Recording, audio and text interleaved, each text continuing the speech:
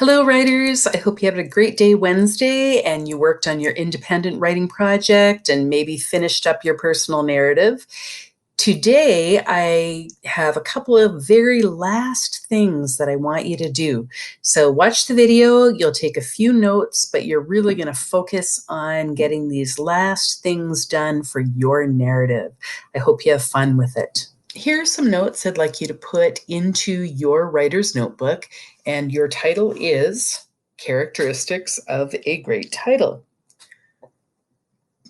A great title fits the whole piece of writing. It's not just about the first paragraph or the ending. A great title isn't a label or a description. Example, my trip to Disneyland. I've got to do some changing because so far my narrative's called My Trip to New York or My First Trip to New York. So I'm going to have to think about how to make that a better title.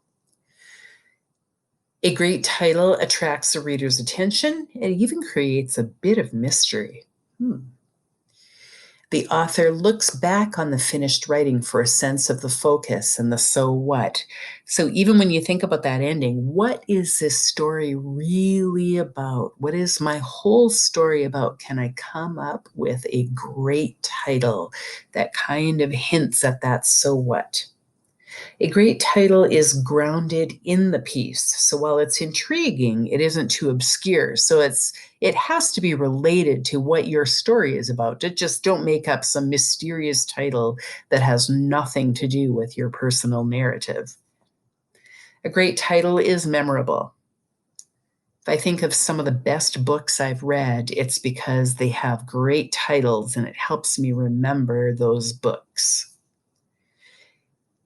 And a great title is often the result of brainstorming. So you can't just try out a title and say, that's it. Maybe you brainstorm 10 different titles and you really think about which one is the best title. Once you've taken those notes, then and come up with a really great title for your narrative, you're going to create a great cover. I like this quote here. You might not judge a story by its cover, but a great cover might make you want to read the story. If you take a look at these covers, you'll notice they are all hand drawn. And you are only going to be 11 or 12 years old once in your lifetime. And you are so creative. I really want you to draw a cover page for your personal narrative and add the title to it. It's up to you if you want to color it or not, but fill that page so that it looks like a real cover. Once you've done that on a blank sheet of paper or a page of your writer's notebook, you will take a photo of it and then you will upload that photo to your Google Drive and insert it onto the slide presentation.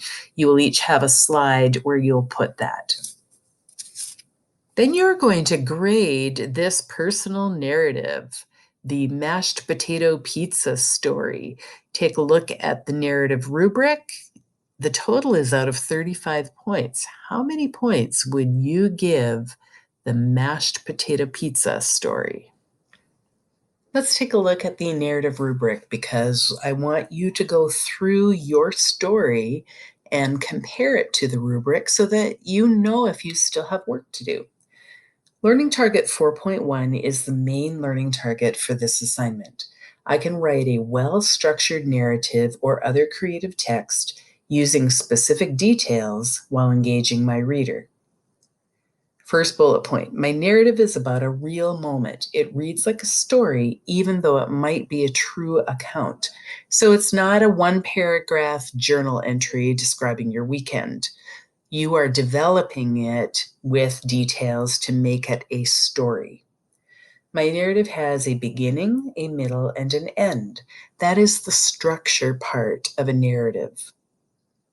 My narrative has specific, relevant details. So you're adding details that make your story better and more interesting. The next learning target is 4.2. I can correctly punctuate and use dialogue to develop experiences, characters, or events. So we have asked you to add dialogue to your personal narrative. Maybe there was real dialogue that you remember perfectly. Maybe there wasn't, but you're going to try and think about who is speaking, who was I with, how does that person speak, so that you are making that dialogue as authentic as you possibly can. And we have been practicing punctuating dialogue in IXL, and you had a lesson on Monday or Tuesday about punctuating conversation. So please use those tips to do the best job you possibly can. The next learning target is I can use literary devices to describe experiences, characters, or events. So we have asked you to do some of this in our revision lessons. Maybe add a metaphor or simile, personification, imagery, hyperbole, alliteration, or onomatopoeia to describe experiences, characters, or events in your narrative. And remember, we just want that in small doses. You don't want 10 or 12 different literary devices in a personal narrative. That'll just be a little bit too much. 4.4, I can use sensory language to describe experiences, characters, or events. In my narrative, I create mental pictures that appeal to the sense of sight, hearing, smell, taste, and touch. Those are those show, not tell, and the sensory details. If you need to go back to that video, instructional video to learn about it, or your notes, do that and make sure you have some of that in your writing. But again, it's just those small doses. Your personal narrative is worth 35 points, and that is your first summative assignment. So really take the time to work on this a little bit more and make sure that you have done the best job you possibly can. Thank you.